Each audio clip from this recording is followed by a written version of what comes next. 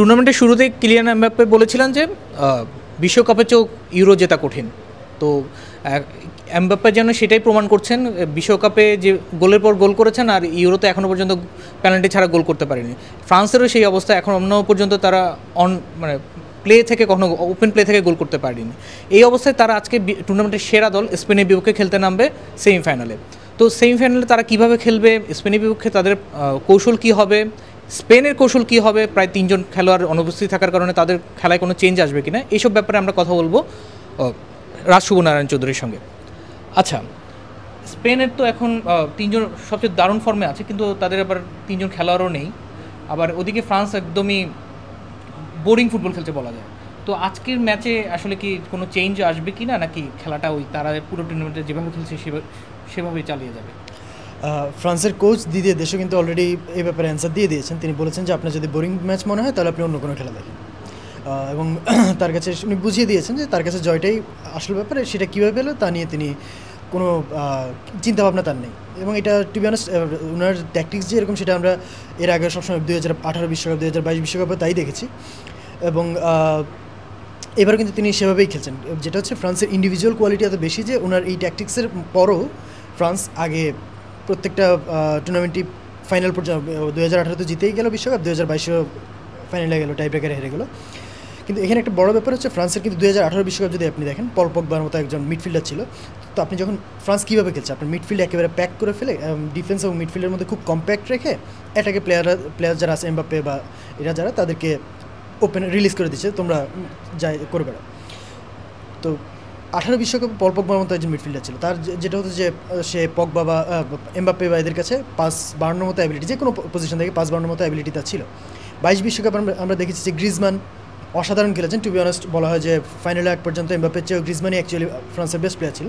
কিন্তু এবার যেটা হচ্ছে ফ্রান্সের মিডফিল্ড অনেক বেশি কম্প্যাক্ট, রিজিড যেটাকে আমরা বলি, ক্রিয়েটিভিটি বলতে গেলে নেই। কারণ আপনি যদি মিডফিল্ডের সেট আপ দেখেন, এনগোলো কান্তে, চুয়ামেনি আর হচ্ছে মেইনলি রাবিও খেলছেন, রাবিও না থাকলে আগের ম্যাচে কামাভিঙ্গা খেলেছেন, 3 জনই বলতে গেলে ডিফেন্সিভ মিডফিল্ডার। সো ক্রিয়েটিভিটি একদমই নেই বলতে গেলে।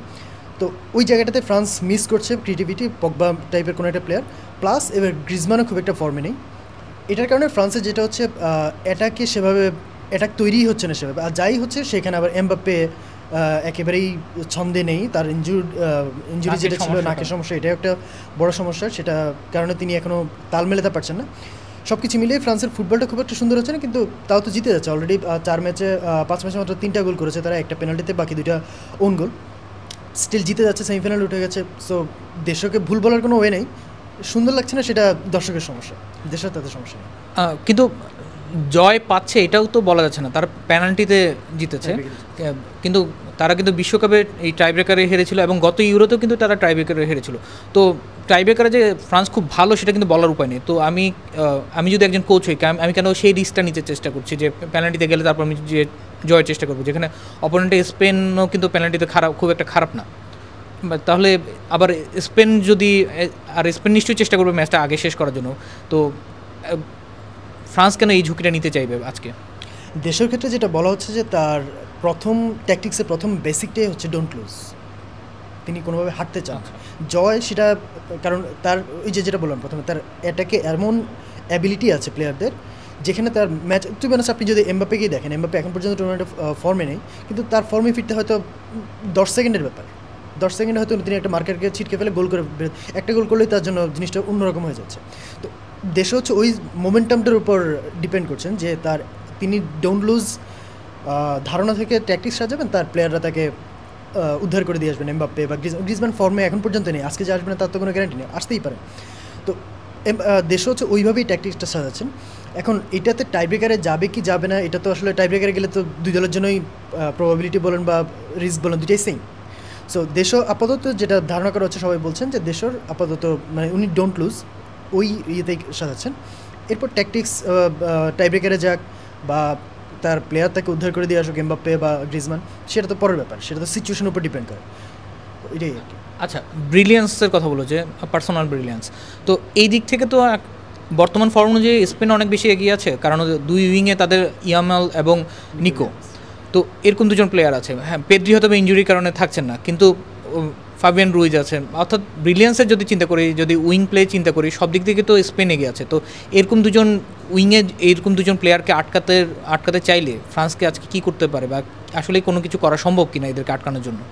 আচ্ছা, আমরা যদি আগের ম্যাচটাতে একটু যাই, পর্তুগাল ম্যাচটা যদি দেখি, পর্তুগালের কিন্তু লেফট উইংয়ে অসাধারণ একজন প্লেয়ার আছেন, রাফায়েল লিয়াও। আপনি যদি স্পেনের লেফট উইং এবং পর্তুগালের লেফট উইং দেখেন, রাফায়েল লিয়াও এবং নিকো উইলিয়ামস অলমোস্ট সিমিলার ক্যাটাগরির প্লেয়ার। দুইজনই বল নিয়ে সরাসরি ডিরেক্ট অ্যাটাকার যেটাকে বলে, যে অপোনেন্টের দিকে চলে যাওয়া, বাইলাইন ধরে উঠে যাওয়া, দুইজনই এই ক্যাটাগরির প্লেয়ার। তো আমরা যদি ফ্রান্সের ট্যাকটিক্সটা দেখছি, আমরা পর্তুগালের ম্যাচটা দেখলেই বুঝবো, পর্তুগালের ম্যাচে কিন্তু একটা জিনিস খুব বেশ নোটিসেবল ছিল, যেটা পর্তুগাল যখন মিডফিল্ডে বল পাচ্ছে, ফ্রান্স কিন্তু এমন না যে তারা দুই উইংম্যানকে, পর্তুগালের যে উইঙ্গার এদিকে রাফায়েল লিয়াও বা ওইদিকে বার্নার্দো সিলভা যদি খুব বেশি ছিল না, বাট যেই থাকুক তাকে খুব বেশি যে মার্ক করেছে তা না, তারা ওই দুজনকে স্পেস ছেড়ে দিয়ে মাঝমাঠে যার কাছে বল, মিডল অফ দ্য পার্ক, তারা বেশ কী বলে অ্যাগ্রেসিভ প্রেসিং করেছে। এটাতে ফ্রান্স একেবারে 100% সফল হয়েছে বলা যাবে না, কিন্তু আরেকটা জিনিস হচ্ছে আপনার ফ্রান্স যেটা করছে, ফ্রান্স এই যে আপনার যেটা বললাম 3জন ডিফেন্সিভ মিডফিল্ডার, তার পেছনে 4জন ডিফেন্ডার থাকছে, এবং তাদের এই কম্প্যাক্ট শেপটা শেষ পর্যন্ত 5-3-2-এ চলে যাচ্ছে, এবং 5-3-2-এর যেটা আপনার ডিফেন্সের 5 জন এবং মিডফিল্ডের 3 জন, এদের মধ্যে গ্যাপটা খুব কম থাকছে। তাতে যেটা হচ্ছে আলটিমেটলি আপনার উইংকে আপনি জায়গা ছেড়ে দিলেন, কিন্তু উইঙ্গারকে জায়গা ছেড়ে দিয়ে কোচের ইয়েটাকে উইঙ্গে তো আর উইং থেকে গোল করতে পারবে না, তাকে বক্সে আসতেই হবে। ফ্রান্স যেটা করছে, তারা উইঙ্গারকে নিয়ে চিন্তা করছে না, তারা বক্সটাকে একেবারে কী বলবো সুরক্ষিত রাখছে।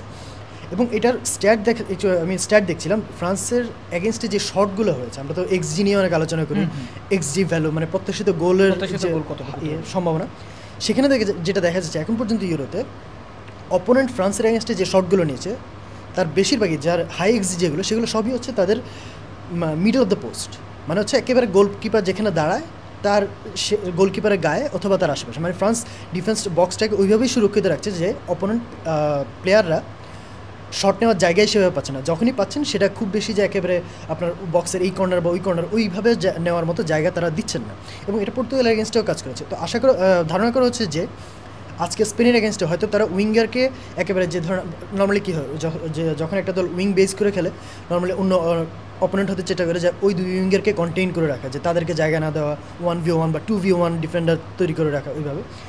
কিন্তু ফ্রান্সের ক্ষেত্রে সম্ভবত এটা নাও হতে পারে, ফ্রান্স হয়তো আপনার মিডফিল্ড থেকে রদ্রিকে হয়তো বেশি প্রেস করতে পারে, যে রদ্রির কাছ থেকে যাতে আপনার দুই উইংয়ে পাস যাতে কম না হয়, এবং সেখান থেকে যদি না ছুটে যায়, মানে দুই উইংয়ে যদি পাস চলে যায়, সেক্ষেত্রে তাদের ওই যে মিডফিল্ড এবং ডিফেন্সের মধ্যে যে কম্প্যাক্টনেস, সেটাই তাদেরকে বক্সটাকে অনেকটা সুরক্ষিত রাখছে, এবং সম্ভবত আজকেও ফ্রান্স সেইভাবে খেলবে। পর্তুগালের বিপক্ষে যে কৌশলটা কাজে দিয়েছে, কারণ কিন্তু দুই কোচেরও তো চেঞ্জ আছে, কারণ ওখানে কোচ একটু নেগেটিভলি খেলেন, কিন্তু এখানে দে লা ফুয়েন্তে তার উইংকে দুর্দান্তভাবে ব্যবহার করেন, তিনি অ্যাটাকিং মাইন্ডেড প্লেয়ার কোচ, এবং ওখানে হচ্ছে রাফায়েল লিয়াওকে ঠিকভাবে ইউজ করা যায়নি, কারণ রোনালদোর কারণে, রোনালদোর বয়সের কারণে হোক বা যে কারণেই হোক, ওভাবে দুজন স্পেস ক্রিয়েট করা যায়নি। কিন্তু এখানে কিন্তু সেটি সমস্যা হচ্ছে না, মোরাতা হয়তোবা রোনালদো লেভেলের খেলোয়াড় নাও হতে পারেন, কিন্তু এখন একজন অপোনেন্টকে বিরক্ত করার জন্য, রক্ষণকে বিরক্ত করার জন্য রোনালদোর তুলনায় মোরাতা হয়তো এখন বেটার অপশন। তো এই একই কৌশলে কি আসলে স্পেনকে আটকানো সম্ভব হবে কিনা? এখানে যেটা হচ্ছে, যেটা বললাম, আপনার আলটিমেটলি তো টিম যাবে কোথায়, বক্সেই তো যাবে। ফ্রান্স হচ্ছে বক্সটাকে একেবারে সুরক্ষিত রাখার চেষ্টা করছে। সেই কৌশলের দিক থেকে আপনি যদি থিওরিটিক্যালি চিন্তা করেন, সেই কৌশলের দিক থেকে অপোনেন্ট যেভাবেই আসুক তার এগেনস্টে ফ্রান্স সুরক্ষিত, কারণ তাদের ওই যে 5-3-2 যেটা বললাম, কম্প্যাক্ট 5 এবং 3 যে শেপটা, ওইটাতে তারা অপোনেন্টকে আলটিমেটলি তো বক্স 18 গজের বক্সের এখানে আসতে হবে, এবং সেখান থেকে কিছুটা শট নেওয়ার মতো জায়গায় এসে তারপর শট নিতে হবে। তো সেই জায়গা থেকে ফ্রান্স কিছুটা শুরু করতে। আরেকটা ব্যাপার হচ্ছে আপনার স্পেনের ক্ষেত্রে, স্পেনের ক্ষেত্রে যেটা হচ্ছে যে আপনার পর্তুগালের এগেনস্টে যেটা আপনি যেটা বলছিলেন যে রোনালদো ফ্যানরা হয়তো একটু হবেন যে রোনালদোর সাথে মোরাতা তুলনা করেছে, কিন্তু রোনালদোর বয়স বা গতি হারানো বা যে কোনো কারণে হোক, রোনালদো কিন্তু এখন টিমের মিডফিল্ডের সাথে অ্যাটাকে যে সমন্বয়টা, সেটা সেভাবে করতে পারছেন না। এদিক থেকে ট্যাকটিক্যালি মোরাতা হয়তো কিছুটা স্পেনের জন্য বেটার সুইটেড, কারণ হচ্ছে মোরাতা যদি আপনি অ্যাভারেজ পজিশন দেখেন, মোরাতা কিন্তু স্ট্রাইক থেকে অনেকটা নিচে নেমে এসে খেলেন, কারণ অবভিয়াস তিনি নিচে নেমে এলে দুই উইঙ্গের জন্য জায়গা তৈরি হয়। এবং জার্মানির সাথে আগের দিনের গোলটা যদি আমরা দেখি স্পেনের, যে লামিন ইয়ামালের পাশে যখন বল, তার সামনে একজন ফার্স্ট ডিফেন্ডার ছিল তাকে কন্টেন করার জন্য, এবং ইয়ামাল যদি বের হয়ে যায় সেক্ষেত্রে আরেকজন ডিফেন্ডার মানে জায়গা নিয়েছিল। এদিকে মোরাতা যেটা করেছিলেন, ইয়ামালের পর পায়ে যখন বল, তিনি বক্সে ঢুকে গেছেন, এবং তাকে কন্টেন করার জন্য দুইজন ডিফেন্ডার যখন চলে গেছেন, দানি অলমো পেছন থেকে একটু স্পেস নিয়ে দাঁড়িয়ে গেছেন এবং ইয়ামাল সেখানে মাইনাস করার সাথে সাথে সে শট নিয়ে গোল হয়ে গেছে। এখানে জার্মানির যেটা ঝামেলা, জার্মানির কিন্তু আপনি যদি শেপটা দেখেন, জার্মানির টনি ক্রুজ এবং তার সাথে হচ্ছেন একজন ডিফেন্সিভ মিডফিল্ডার, তার সামনে হচ্ছে গুন্দোয়ান। জার্মানি কিন্তু মিডফিল্ডের শেপটা ফ্রান্সের মতো না, জার্মানির মিডফিল্ডের শেপ অনেকটাই স্পেন ঘরানারই, একজন ডিফেন্সিভ মিডফিল্ডার, একজন কন্ট্রোলার এবং একজন অ্যাডভান্স মিডফিল্ডার। কিন্তু ফ্রান্সে কিন্তু তিনজনই বলতে গেলে ডিফেন্সিভ মিডফিল্ডার। তো এই জায়গাটা থেকে ফ্রান্স কিন্তু ওই মোরাতার যে রানটা বলবেন, যা দানিয়েল বাসকে, যেহেতু পেদ্রি নেই সেক্ষেত্রে দানিয়েল বই হয়তো খেলবেন, দানিয়েল বো থার্ড ব্যান্ড রানগুলোর জন্য, এগুলোর জন্য ফ্রান্স সামলানোর জন্য বেটার প্রিপেয়ার্ড আর কি। তো এদিক থেকে অবভিয়াসলি এগুলো তো ম্যাচ তো সিচুয়েশনের উপর ডিপেন্ড করে। এখন হয়তো 1v1-এ ইয়ামাল বা নিকোলিয়ামস কতটুকু ভালো করতে পারেন, কারণ 1v1 হয়তো হবে না, হয়তো তাদেরকে বারবার দুইজন ডিফেন্ডার, যারা যখনই বক্সে উঠে যাবেন, বক্সের আশেপাশে, তখন ডেফিনেটলি তাদেরকে দুইজন ডিফেন্ডারকে, যেটা হয়তো এখন পর্যন্ত টুর্নামেন্ট হয়নি, তারা হয়তো টুর্নামেন্টে অপোনেন্ট বক্সের সামনে হয়তো একজন প্লেয়ারকে কাটানোর পরে শট নেওয়ার মতো সুযোগ পেয়ে গেছেন। ফ্রান্সের এগেন্স্টে সেটা হওয়ার চান্স খুব কম, হয়তো তাদেরকে একজন কাটালেও সাথে সাথে আরেকজনকে সামনে পেতে হবে, সেটা কান্তে হোক বা চুয়ামেনি হোক বা রাবিও হোক, যেদিক থেকে আসেন। তো এদিক থেকে ফ্রান্স ডিফেন্সিভলি বেটার সুইটেড, যেটা অলরেডি ফ্রান্সের আপনি যেটা এখন পর্যন্ত কয়েকটা টিমকে তো পার করে এসেছে, বিভিন্ন ট্যাকটিক্সের এগেনস্টে খেলেছে, স্টিল ফ্রান্সের এগেনস্টে শট হয়েছে খুব কম। ফ্রান্স গোল খেয়েছে একেবারে একটা, এবং সেটাও লেভানডস্কি পেনাল্টি থেকে। সো এটাই বলে যে ফ্রান্সের ট্যাকটিক্স এখন পর্যন্ত যতগুলো কৌশলে অপোনেন্ট খেলে থাকুক, সবগুলোর এগেনস্টে কার্যকর। সো স্পেনের এগেনস্টে একেবারে কার্যকর হবে না, সেটা থিওরিটিক্যালি বলা যায় না, বাট এখন ডিপেন্ড করে সিচুয়েশনের উপরে, যে সিচুয়েশনে। এবং ফ্রান্সের টু বি অনেস্ট ফ্রান্সের ম্যাচগুলো বোরিং হচ্ছে এই কারণে যে ট্যাকটিক্যালি এমনভাবে সেট আপ করে তারা, যে সিচুয়েশনের উপর ডিপেন্ড করে যে সিচুয়েশনে ম্যাচ চেঞ্জ হয়ে যায় কিনা, কারণ ট্যাকটিক্যালি তাদেরকে বিট করা খুব টাফ। আচ্ছা, আর হচ্ছে শেষ যেটা কথা যে এমবাপ্পে, সবাই ধারণা করেছিল এবারই হয়তো বা তার অবশেষে তার স্বপ্নের দলে যেতে পেরেছে, ফুরফুরে মেজাজ পিএসজি থেকে বের হয়েছেন, কিন্তু এই টুর্নামেন্টে এখন পর্যন্ত এমবাপ্পেকে দেখে মনে হয়নি যে তার ওই ধরনের কোনো পারফরমেন্স, যেন মনে হচ্ছে আসলে প্রমাণ করতে চেষ্টা করছেন ইউরো যে আসলে কতটা কঠিন তাকে এটা প্রমাণ করে দেখাতে হবে। তো এটাই কি মানে নাকে একটা উনি বলবেন হচ্ছে মাস্ক পরে খেলতে হচ্ছে, আসলে এটার সঙ্গে মানিয়ে নেওয়া কঠিন, এটাই কি মেইন কারণ, নাকি ট্যাকটিক্সেও একটা বড় কারণ হতে পারে? টু বি অনেস্ট দুটোই। আমি এর আগে একদিন আমরা ফ্রান্সের প্রিভিউতে একদিন বলছিলাম যে পগবার কথাটা যেটা বললাম আমরা শুরুতেই, এমবাপ্পেকে কোশ্চেন করা হয়েছিল যে উনি তো ডিফেন্ডারের ব্লাইন্ড সাইড দিয়ে যে দৌড়টা আগে নিতেন সেটা উনি এখন নেন না।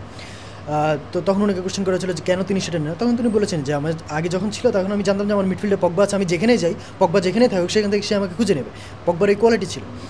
কিন্তু এখন ফ্রান্সের মিডফিল্ডে যেটা বললাম ক্রিয়েটিভিটি নেই। সো এবং এমবাপ্পের এখন যেটা করতে হয়, এমবাপ্পে আগে যেটা হতো যে আপনার তিনি দৌড়াচ্ছেন, তিনি জানেন যে তিনি দৌড়াতে থাকলে তার সামনে বলটা আসবে।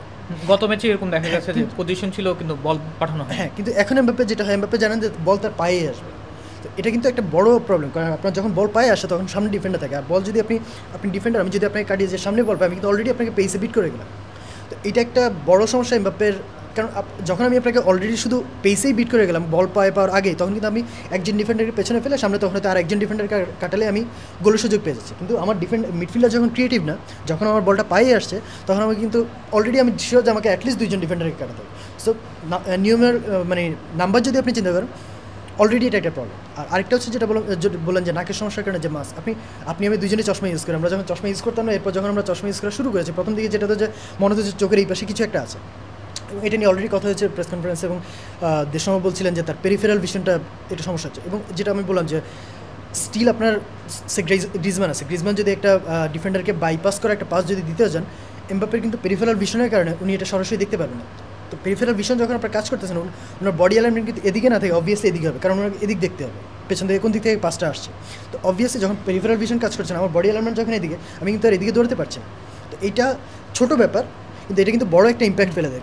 যেটা বললাম, আপনার দুইজন ডিফেন্ডারকে কাটাচ্ছেন, তিনজন ডিফেন্ডারকে কাটাচ্ছেন, নাকি একজন ডিফেন্ডারকে কাটাচ্ছেন, সেটা এই ছোটোখাটো ব্যাপারগুলো কিন্তু ঠিক করে দেয়। এগুলো সব কিছুই মিলে এমবাপ্পের এবার পারফরমেন্সটা একটু খারাপ যাচ্ছে। বাট আজকে স্পেনের যেটা অলরেডি আমরা দেখেছি, দানি কারবাল নেই, ওদের রাইট সাইডের যে সেন্টার ব্যাক নরমান উনিও নেই। তো সেক্ষেত্রে হয়তো দুজন খুব বেশি বয়সী ডিফেন্ডারকে স্পেন খেলাতে পারে। এখন পর্যন্ত যেটা শোনা যাচ্ছে হয়তো হেসুস নাভাস এবং নাচো না হলে হয়তো বার্সেলোনার যে তরুণ ডিফেন্ডার কুবার্সি খেলতে পারেন। কুবার্সিকে খেলানোর রিস্ক স্পেন কোচ নেবেন কিনা সেটা, কারণ এত বড় ম্যাচ এমবাপ্পে এবং হয়তো পাশে থাকতে পারেন কলোমুয়ানি বা কলোমুয়ানি থাকার সম্ভাবনা বেশি, কিন্তু স্টিল এমবাপ্পে সবচেয়ে বড় ফ্যাক্টর। এমবাপ্পের এগেনস্টে সেটা কুবার্সি খেলুক বা দুইজন বেশি বয়সী ডিফেন্ডারই হোক, এমবাপ্পের জন্য এটা একটা বিগ অ্যাডভান্টেজ। সো বলা যায় না, হয়তো আজকে এমবাপ্পে ফর্মে ফিরতেই পারে। আচ্ছা, তাহলে আজকে আসলে ইউরোর সবচেয়ে সেরা ম্যাচ ট্যাকটিক্সের যদি চিন্তা করি তাহলে আজকে হয়তো সেরা ম্যাচ দেখা যেতে পারে, কিন্তু সেটা হয়তো খুব বোরিং হতে পারে দর্শকের জন্য, রাত জেগে এরকম একটা ম্যাচ দেখা খুব কষ্টকরও হতে পারে, কিন্তু ট্যাকটিক্সের খেলায় আজ কে জিতবে সেটা দেখার অপেক্ষায় আমরা হয়তো সবাই থাকবো। ধন্যবাদ।